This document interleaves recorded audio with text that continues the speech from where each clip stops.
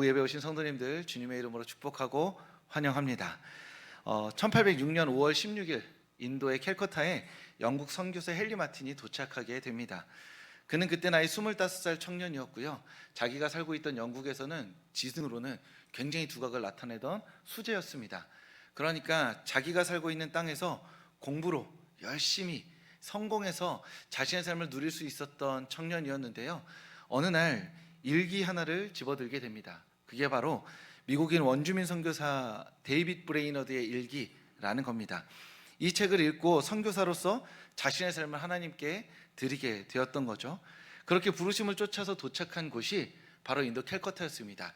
이 사진에 있는, 사진이라기보다 그림인데요, 이 헨리 마틴이라는 선교사입니다. 여기서 무슨 사역을 했냐면 도착해서 일단 2년 동안 그 인도의 언어인 힌두어로 그렇게 성경을 번역 작업을 하게 됩니다. 그리고 나서 이제 페르시아어로도 성경을 번역하는 작업을 쭉 하다가 몸이 약해집니다. 그게 한 인도 도착해서 5년쯤 됐을 때였습니다. 일단은 몸이 약해졌으니까 건강을 회복하기 위해서 영국으로 돌아가려고 했었고, 바닷길이 아니라 육지길을 선택해서 영국으로 돌아가다가 터키 지역에서 순교하게 됩니다. 그렇게 자신의 인생, 젊은 시절 모든 것을 걸고 주님께 바쳐서 인도에서 번역을 하다가 터키라는 낯선 땅에서 순교하게 되었던 거죠. 헨리 마틴의 이야기가 오래도록 우리에게 지금 이 자리까지 기억될 수 있는 건 그가 일기를 남겼기 때문입니다. 왜냐하면 그가 선교사로서 은혜 받았던 게 바로 데이빗 브레이너드라는 사람의 일기였기 때문에 자신도 그렇게 자신의 영적 분투기를 일기로 남기기 시작했던 것이죠. 그렇게 하나님의 부르심을 받아 인도 선교사로 가던 배 위에서 25살의 청년, 선교사로서의 불을 막 마음에 뜨거운 불을 갖고 있던 그가 썼던 일기의 내용이 아까 첫 번째 보여줬던 그 이미지인데요, 제가 잠깐 읽어드리겠습니다. 영국에서의 그 모든 안락과 성도들과의 교제를 뒤로하고 알지 못하는 땅으로 가는 것, 여러 달씩이나 경건하지 않은 자들과 함께 있으며 극심한 질병과 비참함을 견뎌내야 한다는 생각이 내 마음을 무겁게 짓눌렀다. 내 마음은 거의 부서질 정도였다. 이게 언제냐면 돌아올 때 얘기가 아닙니다. 갈 때 얘기예요. 분명히 하나님께 자신의 삶을 드렸습니다. 죽기로 결단했어요. 이 일기만 있는 게 아니라 많은 일기의 내용 중에 주를 위해 죽겠노라고 결단한 내용들이 있습니다. 그런데 막상 배를 타고 가려니 그 모든 두려움 때문에 마음이 부서질 것 같았다라고 이야기하고 있는 겁니다. 성도님들 어떠신가요? 성도님들이 만약에 어떤 선교사님 일기를 길을 가다 주었는데 엄청 대단한 분인 줄 알고 설교 이렇게 폈더니 출발할 때부터 마음이 부서질 것 같다고 이렇게 믿음 없는 소리를 막 일기 앞뒤로 써놓으면 성도님들 그 일기장을 보시고 그 선교사님을 위해서 후원하실 수 있으실까요? 이왕이면 우리 입장에서는 우리의 재정을 떼어드리는 거잖아요. 우리가 기도하는 거고, 그러면 그 사람이 마치 좀 불도저처럼 어떤 어려움에도 낙심하지 않고 막 길을 뚫어서 어떤 특별하고 놀라운 일을 경험했으면 좋겠는 게 요즘 시대, 자본주의 시대의 말로 하면 선교사에게 투자하는 성도의 마음이라는 거죠. 그런데 이 선교사는 그렇지 않았습니다. 즉 마음이 부서질 것 같은 마음을 끌어안고 인도 선교사로 향했던 거죠. 게다가 좋아하는 여자가 있었어요. 이게 다 일기에 남아 있습니다. 근데 인도 선교를 갈 때 같이 가자고 했어요. 차였을까요? 허락받았을까요? 차였습니다. 근데 이게 차이면 더 슬픈 게 차이고 끝나는 게 아니에요. 왜냐하면 떠나는 사람은 계속 여기 미련이 남잖아요. 난 떠나온 사람이니까 편지를 계속 주고받아요. 보고 싶다, 이제 사랑한다. 옛날 선교사님들 편지에 보면 이런 내용이 되게 많습니다. 떠나오고 편지로 서신으로 사랑을 고백하는 게, 그러니까 그 여자는 선교는 갈 수 없으니 거절했지만 선교사로서 오는 편지는 5년 동안 주고받았던 거예요. 그렇게 몸이 약해진 헨리 마틴이 죽기 전에 또 편지를 보냅니다. 사랑한다고, 보고 싶다고. 그리고 나서 이제 몸이 아파서 영국으로 돌아가는 길에 순교하게 되는 거죠. 그런 이야기를 보면 이게 맞나 싶습니다. 이렇게 예수님 따르며 사는 삶이 사랑하는 사람 하나와 함께 살지도 못하고 타지에서 성경 번역하다가 아파서 본국으로 돌아가는 길에 순교하는 게, 그게 하나님 따르는 삶의 진짜인지 이렇게 마음이 좀 먹먹하고 그렇게 살지 못하는 나 자신이 부끄럽기도 하고, 그런데 정말 우리 모두가 다 저렇게 살 수 있을까라는 의문을 그리고 고민을 남기게 된다는 것이죠. 이 헨리 마틴이 죽기 직전에 이런 기도를 남기기도 하였습니다. 출발할 땐 좀 약한 모습을 보였는데요, 죽기 전에는 이런 기도를 남겼습니다. 생명이나 죽음 어느 쪽이 내 것이 된다 하더라도 그리스도가 내 속에서 영광을 받으시기를, 그리스도가 내게 하라 하실 일이 있다면 나는 죽을 수 없다, 이렇게 고백했어요. 자, 성도님들, 우리가 선교사라고 생각해 보겠습니다. 마지막 말이 이거예요. 그리스도가 내게 하라 하실 일이 있다면 나는 죽을 수 없다, 사명이 남아있다면 나는 죽지 않을 것이다 라는 것이죠. 그런데 선교사님은 본국으로 돌아가는 길에 순교하셨습니다. 이 편지를 쓸 때 나에게 명하신 하나님의 사명이 다 성취되었으니까 내가 한 1, 2년 안에 죽을 수도 있겠다, 이 선교사님 생각하셨을까요? 그렇지 않았겠죠. 이 편지를 쓰면서 주님께서 내가 죽을 때까지 나를 쓰실 것이다 생각했을 것이고, 그 죽음이 1, 2년 안에 닥쳐올 거라고는 전혀 생각하지 않았을 겁니다. 그런데 이 일기를 쓰면서 결국 이 일기를 마지막으로 그렇게 자신의 숨을 거두고 순교하게 되었죠. 6년이라는 시간을 짧은 선교사로서의 삶을 살고 복음을 위하여 자신을 불꽃같이 던지고 그렇게 사라진 것이 바로 헨리 마틴 선교사였습니다. 그가 선교사로 추동했던, 그의 마음에 동기부여를 했던 일기가 바로 미국인 원주민 선교사였던 데이빗 브레너드의 일기입니다. 혹시 지금 내가 아직 주님을 좀 사랑하는 게 좀 식은 것 같다, 그렇죠? 그럼 내가 주님 아직 잘 모르는 것 같다, 그럼 그 일기장을 펴보시면 됩니다. 그러면 그 일기장을 다 읽고 나면 성령 충만 안 할 수가 없습니다. 눈물이 앞을 가리는 그 미국인 원주민 선교사 일기를 읽으면 이렇게 눈물을 앞을 가리면서 막 밑줄을 막 쭉쭉 치면서 다 읽는데, 단점이 뭐냐? 장점은 성령 충만한데 단점은 그 일기 2번 읽으면 선교사로 나갈 수도 있습니다. 그래서 굉장히 조심해서 읽으셔야 되는데, 저희 집에 책이 3권인가 있거든요. 필요하시면 하나 드리도록 하겠습니다. 근데 한 번 읽으셔야 돼요. 2번이면 거의 한 70%는 선교사 나가게 되어 있습니다. 지금 이 헨리 마틴에게 영향을 준 게 데이빗 브레이너드라는 사람이거든요. 이 사람이 그 이후에 후세대의 많은 선교사들에게 엄청나게 영향을 끼쳤습니다. 아마 1800년대, 1900년대 선교사들의 어떤 일기나 이런 것들 읽어보시면 그 모든 선교사들의 선교사로 이 사람이 나옵니다. 그의 일기를 읽고 내 마음이 뜨거워졌다, 그래서 자신의 삶을 바쳤다라고 하죠. 이 미국인 원주민 선교사였던 데이빗 브레이너드는 후대의 많은 사람의 마음을 불붙게 할 정도로 뜨겁고 열정적인 선교사였습니다. 어느 정도였냐면 평생 말만 타고요 5,000km를 돌아다니면서 복음을 전했습니다. 원주민들이 다 미국 전역에 흩어져 있잖아요. 그러니까 말 타고 3박 4일 가는 거예요. 가다가 각혈합니다. 말 위에 막 피를 토해요. 비가 막 내립니다. 그러면 어디 나무 밑에 막 자요. 그리고 고열로 막 일주일 앓다가 거기서 갑자기 일어나서 또 말 타고 갑니다. 그거 막 각혈을 해요. 그게 반복이었던 사람이었어요. 즉 한편으로 보면 말 타고 각혈하면서까지 원주민들에게 복음을 전하고자 했던 엄청나게 뜨겁고 열정적인 사람이었는데, 그의 일기장에 보면 말년으로 갈수록, 노년으로 갈수록 우울증과 외로움 증세가 굉장히 심각하게 나옵니다. 그러니까 일기장을 읽으면 이게 지금 복음 전하러 가는 사람의 그 일기가 맞나 싶을 정도예요. 이런 내용이 있습니다. 혹시 있을까요? 네, 제가 읽어드릴게요. 내가 인디언 팀에서 어떤 봉사를 한다거나 어떤 일을 성공적으로 해내는 것은 절대로 불가능한 것처럼 여겨졌다. 내 영혼은 진력이 나 있었다. 차라리 죽는 게 훨씬 편할 것 같았다. 이거 한 번이 아닙니다. 죽는 게 편할 것 같았다는 얘기가 엄청나게 자주 나와요. 인디안 선교를 갔다 갔다 하면서. 근데 이런 얘기만 있냐? 그렇지도 않습니다. 어떤 일기에는 은혜의 소낙비가 내려가지고 1년 동안이나 그 은혜의 소낙비가 나의 삶에 멈추지 않았다라는 감동적인 일기도 있어요. 그러니까 주님을 위해서 자신의 삶을 불태웠는데, 불태우면 불태울수록 우리 생각에는 그 선교사역에 하나님께서 힘을 주시고 동역자를 붙여주셔서 큰 성공 또는 그 사역을 견딜 만한 힘을 주실 것 같은데, 일기를 보면 그렇지 않다는 거예요. 아침에는 죽겠다고 쓰고요, 점심에는 은혜 받았다 씁니다. 그리고 저녁에는 잘 모르겠다고 써요. 이게 반복입니다, 일기에. 그래서 일기를 읽고 있으면 지금 이 사람이 어디로 가서 무엇을 하고 있는지 감각이 오는 게 아니라 불안하고 걱정돼요. 이 사람이 이렇게까지 삶을 바치는 게 맞는가? 그럼에도 불구하고 가감없이 주님을 위해서 자신의 삶을 불태웠습니다.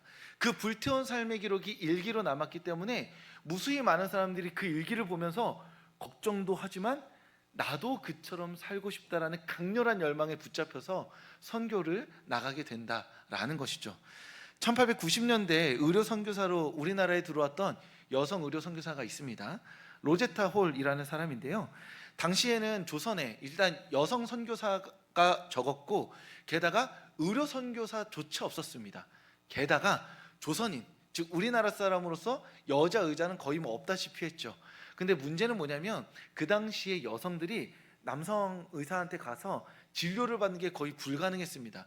왜냐하면 기본적으로 몸을 보여야 되니까 아픈 것을 상세히 말하다 보면 여러 가지 부끄러운 상황들이 발생할 수 있겠다 싶어서 그 여성들이 굉장히 아프고 힘든 경우들이 많았습니다. 근데 로제타 홀 선교사님이 오셔가지고 여성 선교사로서 의료 선교사로서 굉장한 역할을 감당하게 되죠. 평양에서 많은 사람들을 돕고 고치게 됩니다. 그런데 이 사람에게 행복만 있었느냐? 또 그렇지 않습니다. 조선의 모든 것을 버리고 왔어요. 여기에서 사랑하는 사람 만납니다. 결혼을 해요. 아이를 둘 낳습니다. 그렇게 결혼한 윌리엄 제임스 홀이라는 남편은 전염병 치료하다가 죽습니다. 순교해요, 조선 땅에서. 그리고 아들 둘 중에 하나도 죽게 됩니다. 막내 아들도. 막내 아들은 이름도 잘 알려져 있지 않아요. 그러니까 이 로제타 홀 선교사님이 모든 것을 버리고 선교지로 와서 선교지에서 하나님께서 허락하신 사랑하는 사람을 만납니다. 너무 귀한 아이 둘을 낳아요. 그런데 남편이 죽고 아들 하나가 죽습니다. 그런데 그럼에도 불구하고 그녀는 조선 땅을 떠나지 않습니다. 그리고 결국 조선 땅에서 끝까지 사역을 하다가 죽음을 맞이하게 되죠. 로제타 홀 선교사님은 무엇보다도 우리나라 장애인 선교에서 큰 족적을 남기셨던 분이었습니다. 특별히 시각장애인 그리고 청각장애인 관련한 사역들을 가장 먼저 적극적으로 도입하셨던 분이었고요. 그 아들인 셔우드 홀은 우리 어렸을 때, 제가 어렸을 때 많이 했던 건데 결핵퇴치 운동의 선구주자로 우리나라의 결핵퇴치를 위해서 앞장섰던 분이었습니다. 세 분의 선교사님 이야기를 드렸습니다. 어떠신가요? 저는 이 선교를 준비하고 생각하면서 내가 지금 믿고 있는 예수님이랑 이 세 분이 믿었던 예수님이랑 다른 분 같아서 좀 약간 좌절스럽기도 했습니다. 분명 같은 성경 보는데 제가 이제 성경 펴놓고 그럴싸한 소파에 앉아서 성경을 보고 있는 제 자신이 약간 느슨하게 보잖아요. 편하게 이렇게 안경 이렇게 내리고 저는 음악도 들으면서 따뜻한 커피도 타고 뭔가 카페처럼 홀짝하면서 좋은데? 그래서 요한복음 딱 이렇게. 근데 안 그랬거든요. 기독교는 그런 종교 아니었습니다. 제가 예수님을 믿기까지 그 기독교를 전하고 왔던 그 과정이 소파에서 커피 마시면서 느긋하게 예수님을 외쳤던 사람들에 의해서 전해진 게 아니라는 거죠. 그런 의미에서 예수님께서 자기 십자가를 지고 나를 따르라 하셨습니다. 그런데 우리는 자기 십자가를 어떻게 생각하냐면 굉장히 싫은 사람이랑 한 공간에 있으면서 친절하게 웃어줘야 하는 걸 자기 십자가 정도로 여기는 경향이 있습니다. 이해되세요? 근데 자기 십자가가 맞긴 합니다. 너무 싫죠. 생각만 해도 싫습니다. 짜증나고 화가 나요. 그 사람과 한 공간에서 같은 공기를 마시는 것만으로도 엄청난 스트레스와 정신적 압박감을 받는 거 맞고 자기 십자가인 것도 맞는데 맞습니다. 그런데 그게 아니라고 말씀드리는 게 아니라 앞서 말씀드렸던 세 분의 이야기를 들으면 더 무거운 것도 질 수 있지 않나? 라는 생각이 드는 거죠. 내가 살아가고 있는 오늘의 삶에서 내가 지고 있는 십자가가 진짜 견딜 수 없이 무거워서 다른 주님을 위한 다른 일은 도저히 할 수 없을 만큼 정말 역사적인 객관적 평가 기준으로도 압도하는 문제냐? 그건 아니라는 거죠. 무수히 많은 그리스도인들이 누가 봐도 압도적일 정도의 자기 십자가를 지고 주님을 따랐습니다. 목숨을 바쳤던 것이죠. 그런 의미에서 우리는 다시 한번 생각해야 합니다. 우리가 믿고 있는 예수님, 우리가 지금 완만하게 이어가고 있는 이 신앙이 과연 우리가 주님 앞에 설 때까지 유지해야 할 신앙생활인가? 내가 이 정도 수준의 삶을 주님께 드리기 위해서 예수 그리스도를 주님으로 고백하고 있는가? 자기 십자가를 지고 나를 따르라고 하셨고, 오늘 본문 말씀에 나와 복음을 위하여 목숨을 버리라고 말씀하신 예수님의 말씀이 지금 나에게 정말 어울리는 말씀인가? 우리는 나를 도전해야 한다는 것이죠. 그렇다고 지금 다음 주에 우리 성도님들 제 설교에 너무 은혜 받으셔가지고 다 같이 여권 갖고 오셔서 저 가겠습니다. 그래서 오후 예배 왔는데 여기 막 70%안 계셔가지고 이렇게 10명이서 찬양하고 이러면 굉장히 서운한 일이겠지만, 그럼에도 불구하고 그렇게 나가자는 이야기가 아니죠. 오늘 우리의 신앙 앞에서 돌아보아야 한다는 겁니다. 그리고 우리는 어쩌면 너무 낮은 수준의 신앙을 그럴싸하게 포장하고 있지는 않나 한번 물어봐야 한다는 것이죠. 오늘 광화문에서 기독교 행사가 있었습니다. 부활주일 행사가요. 어떤 행사였냐면 이제 부활절 퍼레이드를 하는 행사였어요. 찾아보지는 않으셔도 됩니다. 그런데 그 부활절 퍼레이드 행사를 보니까 그 혹시 에버랜드나 롯데월드 혹시 가보시면 저녁에 퍼레이드 하듯이 이렇게 일렬로 나와서 뭐 로마 군사 훈련 병사 흉내도 내고 예수님 흉내도 내고 유대인들 이런 모습도 흉내내는 그런 퍼레이드가 쫙 광화문 길을 막고 펼쳐졌습니다. 그 행사의 주간 교회를 검색해 봤었는데 여러 가지 입장을 낼 때 좀 거친 언사들을 많이 사용하는 교회여서 걱정스럽기도 했습니다. 광화문을 막고 퍼레이드를 하는 게 어떤 의미가 있나 우리 가운데, 그런 질문을 하게 됐고, 오늘 봤던 영상은 그거였습니다. 예수님 부활 승천하시는 장면을 퍼레이드로 구현해야 되는데 그게 하이라이트잖아요. 죽으시는 장면보다. 어떻게 했을 것 같으세요? 크레인을, 공사 크레인에 와이어를 매달아가지고 갑자기 그 영상에서 예수님이 쫙 올라가세요. 하늘로 이렇게 슈퍼맨처럼 쫙 올라가십니다. 이게 장관이에요. 멋은 있습니다, 진짜로. 그런데 문득 오늘 이 설교를 준비하면서 그 이야기를 보니까 문득 저렇게 와이어를 달고 하늘로 올라간 예수님을 보는 게 우리 데이빗 브레이너드 선교사의 일기를 보는 것과 어떤 굉장한 차이가 느껴진다고 생각이 들었습니다. 거기에서 옷을 잘 입고 꾸민 사람들이 가면서 문화적으로 안전한 기독교를 경험하면서 예수님을 와이어단 예수님께서 승천하는 수준으로 이해하는 것, 어쩔 수 없었겠지만 그것이 우리가 믿고 있는 기독교인가? 예수 그리스도가 우리를 위해 죽으셨고 나와 복음을 위하여 죽으라고 말씀하시는 그 기독교인가? 다시 한번 묻게 되었던 것이죠. 그것도 보고 이 선교사들의 삶도 같이 본다면 상관은 없지만 우리가 그 와이어를 달고 하늘로 올라가는 예수님의 장면을 보는 것처럼 우리를 위해 죽으신 예수 그리스도를 위해서 자기 남편과 아들이 죽었음에도 불구하고 끝까지 선교지에 남아있었던 사람, 또 각혈을 하면서까지 원주민을 위하여서 복음을 전했던 사람, 그 사람의 이야기를 우리는 충분히 알고 있는가? 그것을 기독교의 본으로 여기고 있는가? 다시 한번 질문하게 된다라는 것이죠. 예전에 그런 경우도 있었습니다. 예수님이 십자가 지셨던 그 퍼포먼스를 부활절에 한다고 해서 이렇게 도심에서 그런 행사를 하는 분들도 있었는데요. 처음에는 십자가가 너무 가볍다고 사람들이 이렇게 많은 험담들을 했습니다. 그래서 그 행사가 점점 나아지면서 다음에 어떻게 됐냐면 십자가는 무거워졌는데 여기 십자가 끝에 바퀴를 달았어요. 이게 웃으면 안 되는데, 그러니까 퍼포먼스 상으로는 되게 힘들어 보이는데 사진상으로 십자가 아래 바퀴가 달려 있으니까 사람들이 보기에는 무거운 거 알겠는데 결국 바퀴 끌고 가는 예수님이 그 사진 한 장으로 남는 거거든요. 그런 의미에서 부활절에, 그리고 우리가 오후 예배 때마다 선교에 대해서 이야기하고 있는데 다시 한번 이 말씀을 드리고 싶었습니다. 성도님들이 기억하고 있는 선교사님들의 이름이 몇 분이나 계신가요? 그분들이 주님을 위해 희생했고 죽었던 이야기들을 몇 가지나 알고 계신가요? 저도 많이 알고 있지는 않습니다. 많은 사람을 기억하고 있지 않죠. 그럼에도 불구하고 우리는 우리가 믿고 있는 예수 그리스도가 어떤 분이신지를 TV를 통해서, 인스타그램을 통해서, 유튜브를 통해서 문화적으로 안전한 것으로서 접할 것이 아니라 자기 목숨을 아낌없이 주님께 바쳤던 그 선교사들을 통해서 참된 기독교, 예수 그리스도를 믿는 신앙을 만나야 할 줄 믿습니다. 그러니 오늘 우리의 신앙을 이 선교사님들의 삶에 비추어 보고 주님, 조금 더 주님 사랑하고 싶습니다. 한 걸음 더 주님께 가까이 가고 싶습니다. 제가 감당 못할 만큼 모든 것을 던지겠다는 게 아니라 그래도 주님 앞에 서는 날 지금보다는 10걸음, 100걸음 더 주님 가까이 가고 십자가에 지신 예수 그리스도를 닮은 제가 되고 싶습니다. 그렇게 다짐하며 기도하며 이 부활의 주일 주님 앞에 우리의 삶을 기꺼이 드리는 성도님들 되실 수 있기를 주님의 이름으로 축복합니다.